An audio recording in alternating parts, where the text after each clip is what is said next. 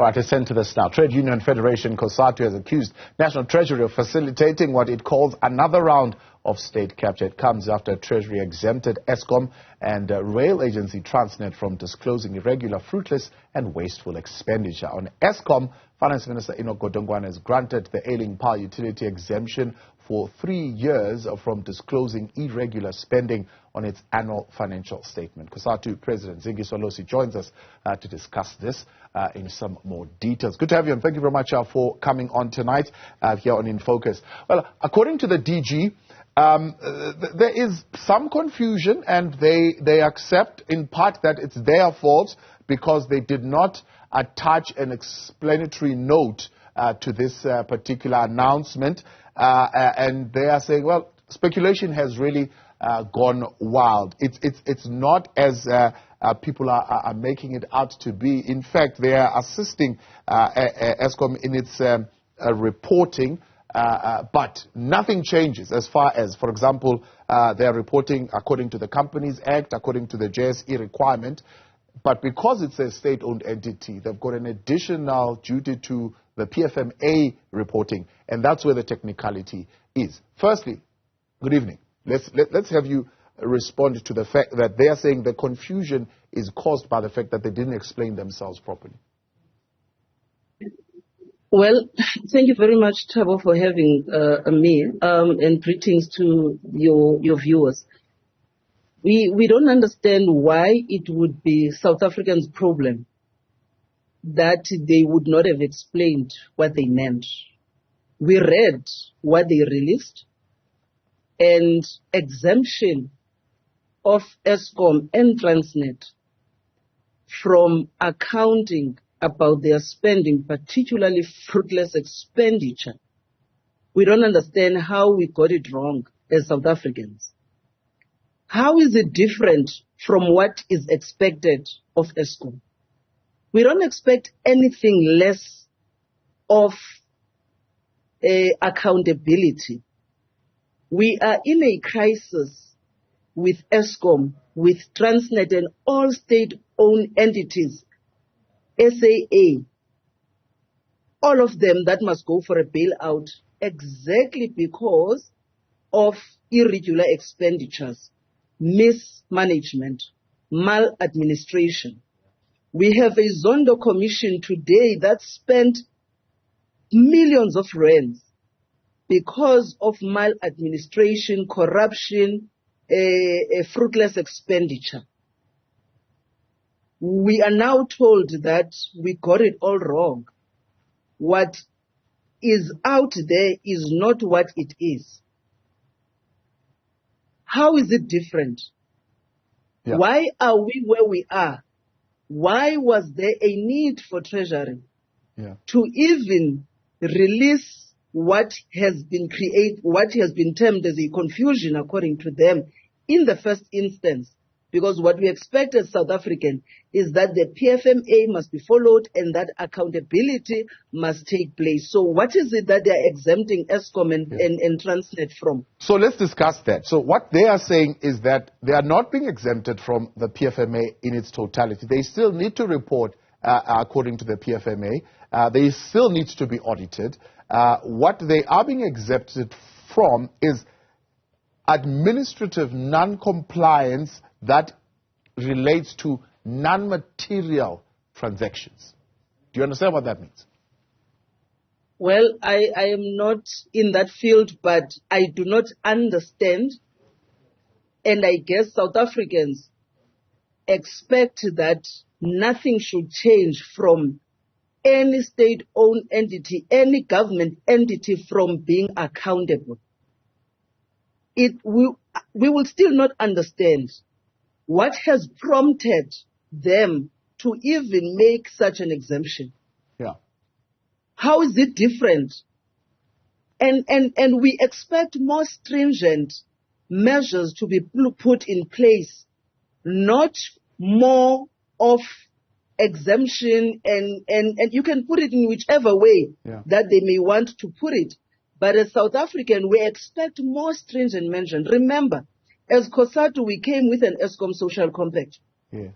When we came with an Eskom social compact, including the bailing out of Eskom, we were very clear of what is to be done in ensuring that any monies that are already invested at Eskom, particularly that they are coming from the investment of workers' pension funds, every cent must be accounted for.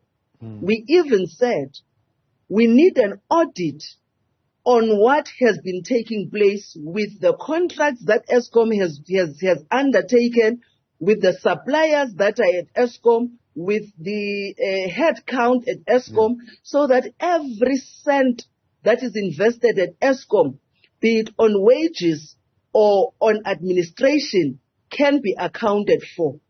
And if now, whether it's on administration, there is partly an exemption, what is it that you are trying to hide from South Africans? What is it that would even prompt Treasury to even alter any means of accountability, whether it's administration or not? So we are where we are in this country because of politicians that sit in their offices and decide upon what they see and think it is in the interest of South Africans to continue to fester corruption in the state-owned entities by continuing to make amendments where they are not necessary, amendments that create loopholes in maladministration and people not being accountable for them running these state entities. So part of their rationale is this. In fact, they are saying they're trying to reduce the burden on the taxpayer because the statements of Eskom, if they are qualified because of this non-material transactions, and I'm assuming that a material transaction is probably you didn't get 3 codes to buy coffee. You know, you got coffee at cost price, but you didn't go and get 3 codes for you to buy that coffee or to buy toilet paper, and then it ends up being a qualification as far as the Auditor General is concerned. They're saying these qualifications then end up having an adverse impact on Eskom's ability to borrow money. The cost of borrowing goes up and the credit rating goes up.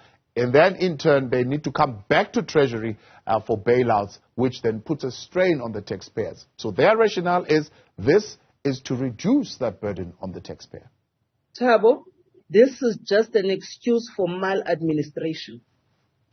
I can tell you the organization that I lead, Cosatu, nothing goes through without a 3 code. Every staff member of the Federation, when they do programs, they know that they get 3 codes, and the code that we are comfortable with, that is reasonable, it is the one that will take. Nothing goes without 3 codes. We are an organization that gets to be audited. We can't then, because we are not complying with that, and remove that because we are going to get a qualified audit. It is the responsibility of those to follow what is required. If 3 codes are what is necessary to ensure that there is accountability and no maladministration, what is wrong with people at Eskom and Transnet in getting what is right, doing it right from the first time? So if you are then making an excuse on the basis of that, these entities, because of the Auditor General's report, they would then not qualify to raise funding, then it means you have wrong people that are running those organizations. Don't tamper with the rules. Remove those people already. It's an admission of guilt. It is an admission of guilt of not running the organization adequately. Because if they were to follow the rules, if they were to follow the administration rules, we would not be where we are. There would not be a need for Treasury to do what they are doing. Actually, Treasury is condoning. It is condoning